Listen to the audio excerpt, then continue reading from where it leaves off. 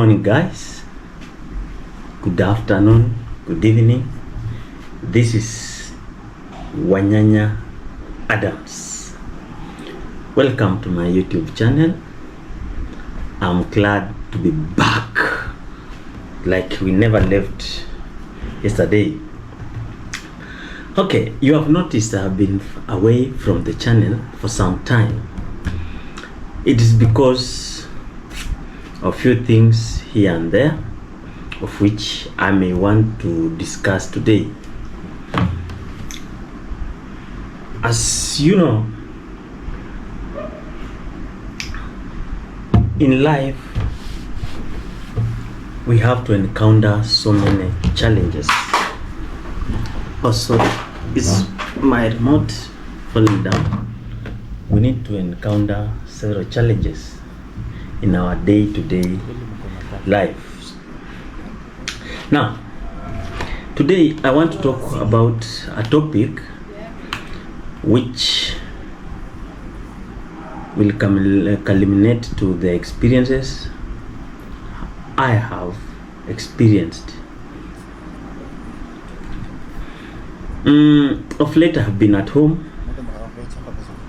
I come from western part of Kenya, and I interacted with so many people. I realized that so many people are suffering from conditions that some of them, they don't know what they are. But from their stories, I realized the conditions they are suffering from, they're just the same as what I have been going through.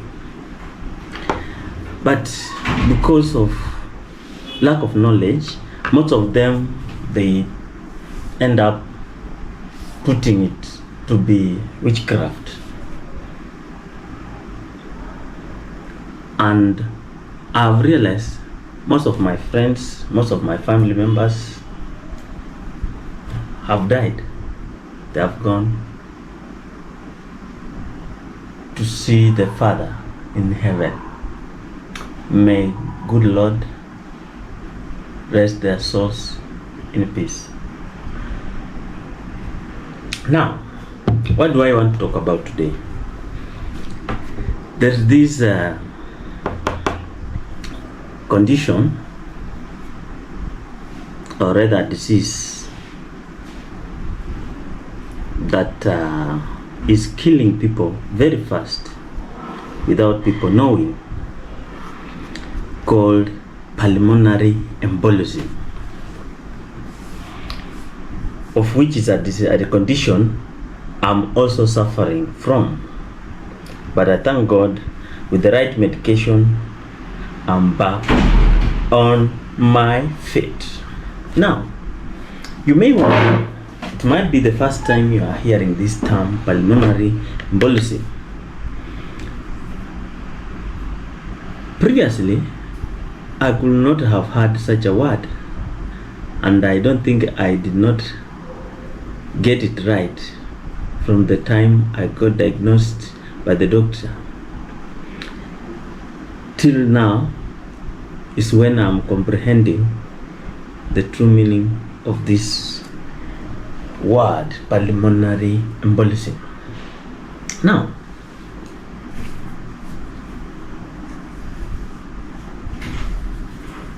when I talk of pulmonary embolism, I'm talking of a blood clot that blocks and stops the blood flow to an artery in the lungs.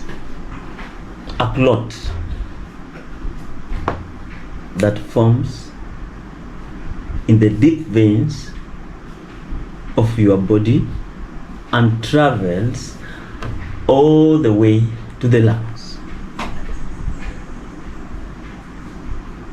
How does it come up? How does it happen? Okay, from my Google here, maybe you don't know,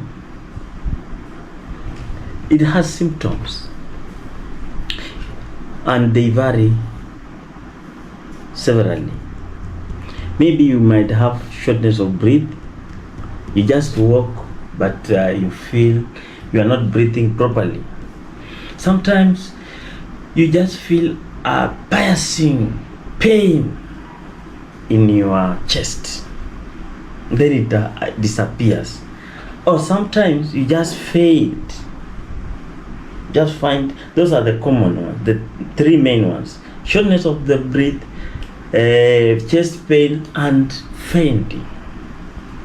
Other symptoms that can occur with pulmonary embolism: you may end up having a cough. A cough that accompanies some bloody streaked mucus. Also, you have irregular or rapid heartbeat. Pa pa pa pa. Ta ta ta. It stops. Ta ta ta ta ta ta ta. It stops. Ta ta ta ta ta. It stops. Then you just feel lightness and dizziness. You end up sweating excessively. Even you haven't walked, but you are sweating. You can end up having fever. Also fever, leg pain and swelling. You can swell, the legs will swell, and then you will have discolored skin, or climate discolored. And that's how it happened to me. Now, having given you an overview of pulmonary artery disease, and a disclaimer, this disease is dangerous. It kills fast as lightning. When suffering from this disease, death is inevitable. It can happen any time, any minute.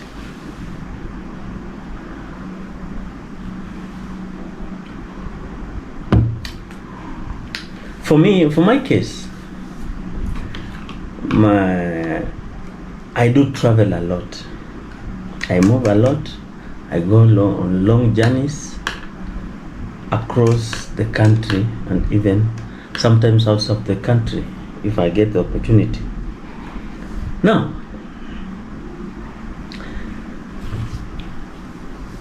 I used to walk and I could feel very tired. I thought I'm fat. Sometimes I used to feel that I'm obese. So I tried to bring down by doing exercises, running, walking. Even walking was a problem. I was panting.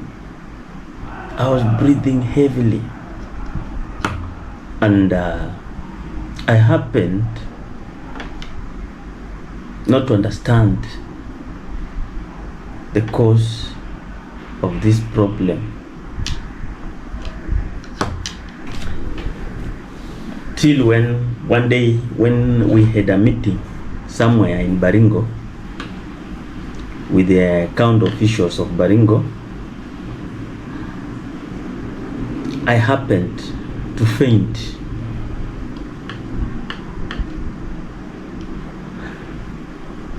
And what happened, I just felt my body is weak and I could not, I was ascending the staircases. It is a hotel. For those who have been Marigat in Baringo, there's a hotel called Town Plaza. That's where we were having a meeting. So the good thing, I was accompanying my bosses, and the driver, it happened to be my brother. He's called Mr. Agri Ongoya. Mr. Ongoya is in Nairobi.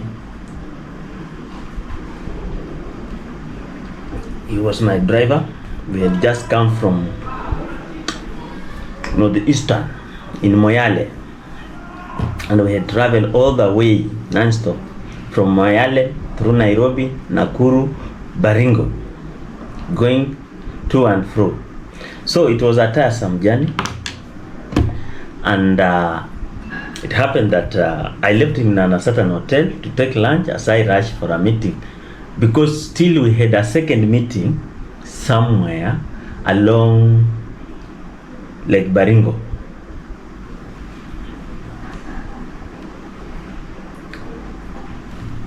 But something funny enough, I told my cousins, who is Mr. Agri, I told Mr. Agri, from the way I feel, it's like I cannot take one step forward. I'm having a problem. I didn't take it serious. I thought just because of the fatigue that culminated from the journey that we had taken. Not knowing this was one of the serious conditions I'm facing. So I left him and I crossed the road to go to the other hotel, Town Plaza. When I reached there, down the stairs, I tried to go up, but I failed. I cannot manage. So, and I was breathing heavily.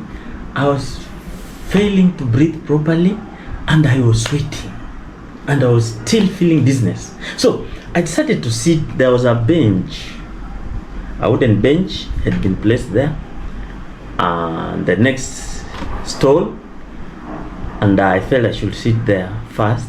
I get some rest before I move on. Now, I did not realize that I had fallen. Only to open my eyes, I remember I just sat down on the bench. But when I opened my eyes, I was down, and so many people had surrounded me. They are saying, and I think they put a blame on the bench, saying this bench, each time when a person comes to sit on it, they always end up falling down. And we have told the owner to repair it, but he doesn't do that. Now you see, this brother maybe he has hit his head down. I said no. When I regained my senses, I said no. I don't think it's the bench.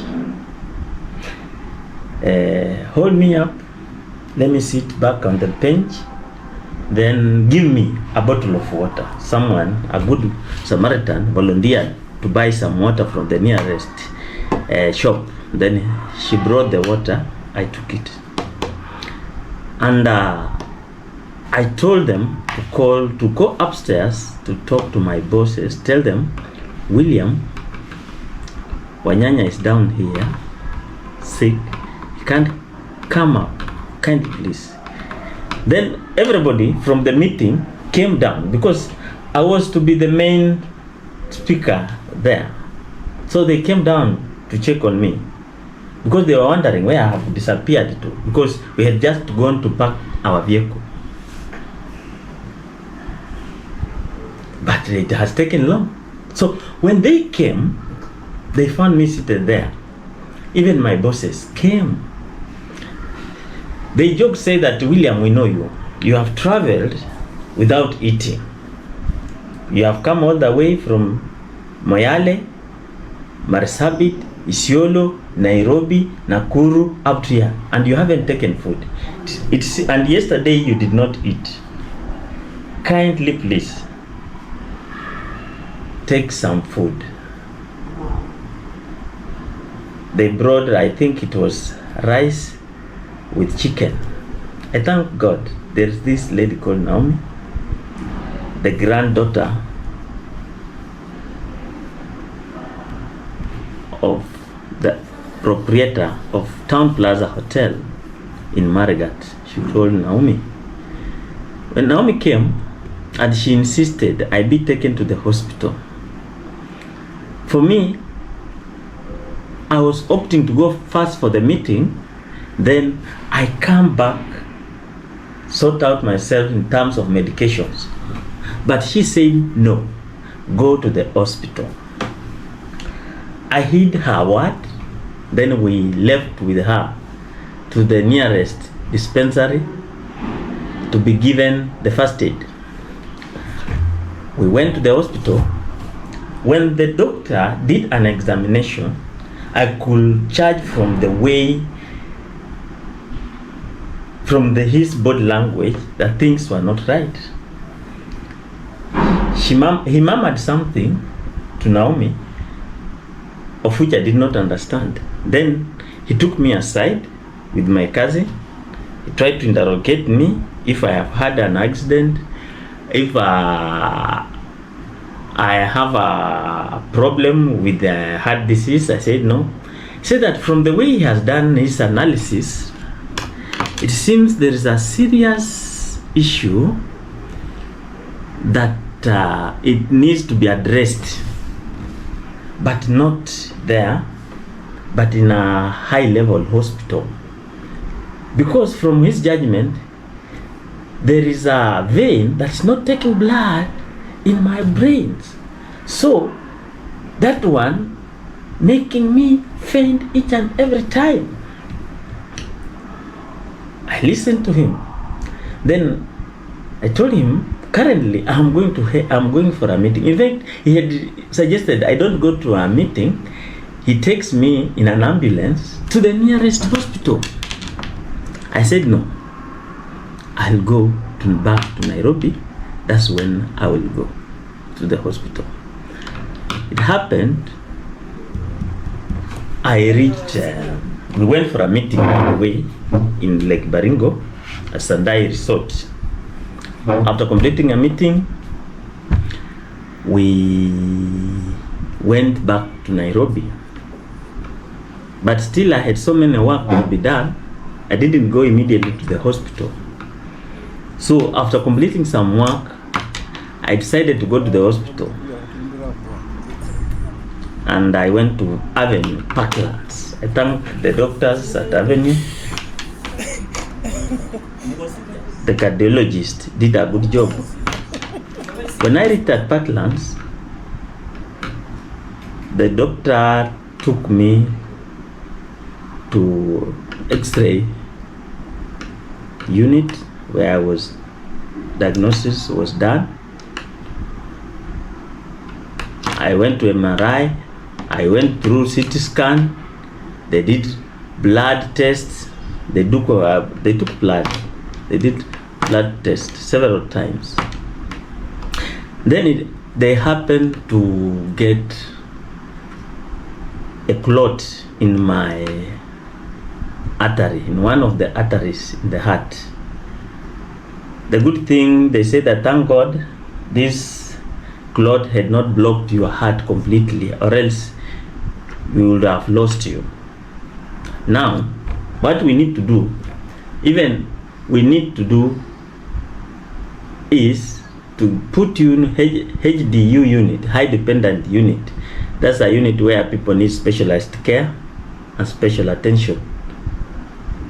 And from the person who just went to the hospital walking, now I was being put on a wheelchair, being told now you don't need even to walk. We haven't ascertained the source of your clot. We have a clot in your heart, yes, but the source we haven't ascertained. So we cannot allow you to move, because if you move, that's when now you're pumping the clot to your heart. But I remain still. From today, we shall take you through. So I was admitted in the high dependent unit. Then I had a discussion with the doctor, because I felt the bill, the charges were high. The charges were high, and being a cash person, my medical scheme wasn't enough to cater for that. So the only option was to use cash. And in a single day, from the way I charged from the first day, I had already consumed over around $700 in the same hospital just for diagnosis. They haven't even put me on a HDU department, which they told me it was costing around $300 per night. So they transferred me. The doctor said that, you see, we are all in business. Even me as a doctor, you see, I'm here, I'm employed by the government, but I'm here still on business. The best place I can assist you to go is our national hospital. Kenyatta National Hospital, by the way, is the largest referral hospital with the best medical care in Kenya. That's our national hospital. And we have the best doctors there, trained by the government and employed by the government, paid by the citizens' taxes. I went to Kenyatta, test was done, and I was admitted Kenyatta private wing, 10th floor, male ward. Being a male, I was to be admitted at male ward. So the tests were done again, and it was realized that I have a clot deep in the veins in my right leg.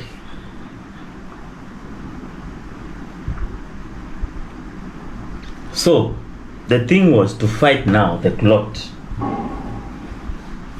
I realized that the previous year, that was 2023 September, October actually, I happened to get involved in an accident near Mombasa, and I had an injury in the leg, but I did not go for medication because I felt it was just negligible in the right leg. I think that's what caused the clot. So I started the journey for treatment. It took some time. I was introduced to thinners because the doctor said that the only thing we can do is there are two options. One, we give you injections, thinners. We give you injections. We subject you to exercises, and if it will not be able, then we shall do open heart surgery. So I thank God I did not go through surgical process. I was just given medicine. I was given bed rest, not to move my leg, because I was wondering, they tell me to sleep the whole day, and also not to walk, to limit my movements. And I used to feel okay. I told them I'm okay, although I was coughing a lot. Yeah, I was coughing a lot. Even I felt I have tuberculosis. But when all tests were done, the good thing at Kenyatta Hospital, you undergo all the tests that you can think of. They did all the tests, but they found every condition they think of, result comes negative. And now they realize it was just a clot in my body, in my leg. And the reason why they were limiting me to walk, it is that they didn't want that more clot to go to the heart. So they were giving me thinners. They inject me thinners. Thinners will lighten up the blood flow. The blood will be light, not thick, for easy flow, and also to dissolve the clots that are in the body. So I was given a lot of injections. and also given oral tablets for that case, in the morning, in the afternoon, in the evening, at night. And each morning doctors were coming around to check on me. I thought it's because of the weight, but the doctor said that this does not come as a result of your weight, but also the weight factor can contribute or can hasten the process of blood clot.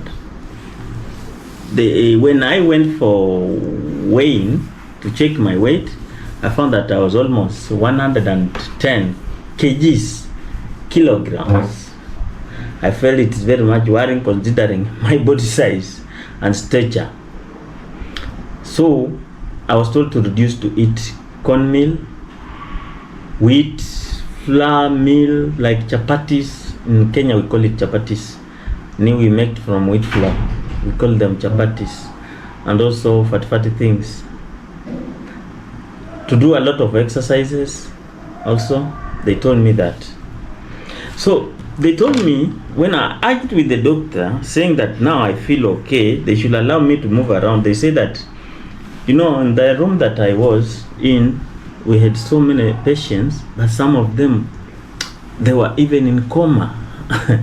But the doctor told me one thing: William, let us tell you, you must know that you are the most person who is sick in this room, in this ward. It's you. Forget about that person who is on the ICU or HDU unit there.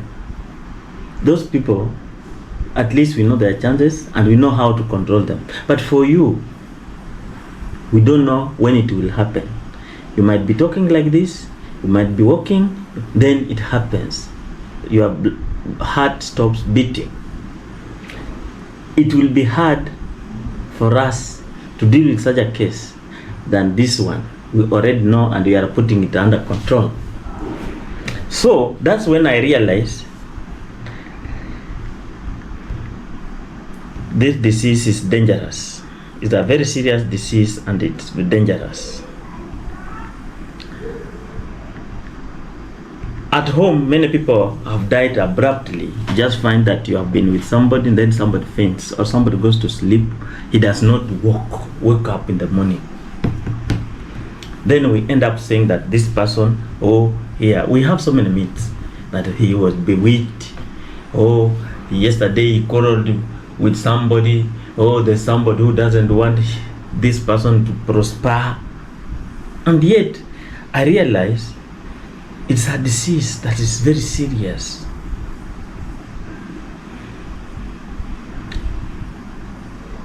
You see, you need to go to the doctors whenever you happen to have such a problem. Now it's like a year. I was given some medication. After 2 months in the hospital, I was discharged and I was given medication for 6 months to be taking. And actually, I responded very well. I've been going back for checkups, and I think I'm managing the situation very well. I have some 2 to 3 people back at home. I've lost so many my good people to the condition that are most likely the same. And many people at home, when they suffer this, they get attacked or they suffer from this, they end up saying that maybe it's a heart disease. They start treating disease, heart-related disease, like high blood pressure. And yet it might be due to clot. That's why I say that on a regular basis.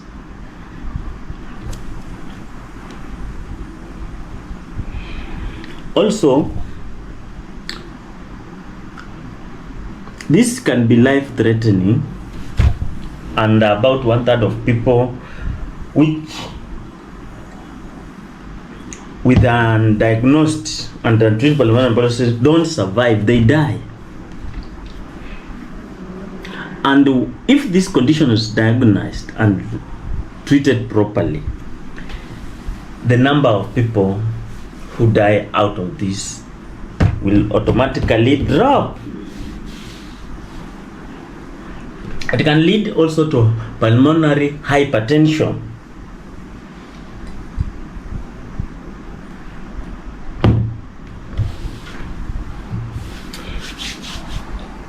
I'm not a doctor, but I'm just saying the way I understand it to be. So my people,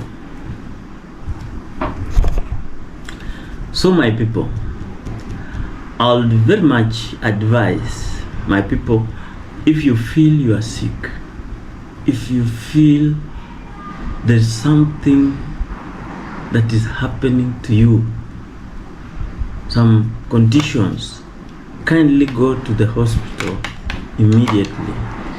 Get the right medical attention. Let us not be doctors, our own doctors, that I'm feeling some chest pain, I go and prescribe some medicine for myself. That's hard. I survived this just because I managed to be close to the high medical facility.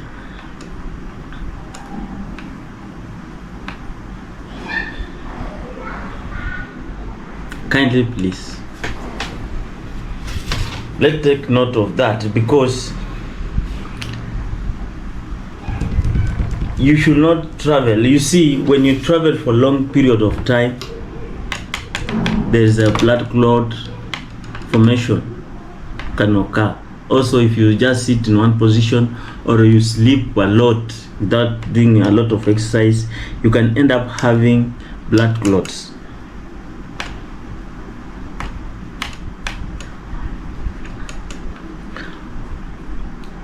That's the thing. Always take plenty of fluid. Take a break from sitting. Walk around. Not just sit in one position with a remote that I'm in the house just watching television. Take a walk. Walk around. Watch your diet, what you are eating. Also, we have some support stockings that are very important. If you wear, they can assist in such a case. Otherwise, I need to end up my video here. Wishing you a good time. Watch your diet. I'm so sorry for my people who lost their lives as a result of this. May God give comfort to their families. I survived. That's why I'm here today to narrate this story. Thank you very much, my people. I love you. If you feel entertained, if you feel informed, kindly give it a like, subscribe, and leave a comment. Till we meet again.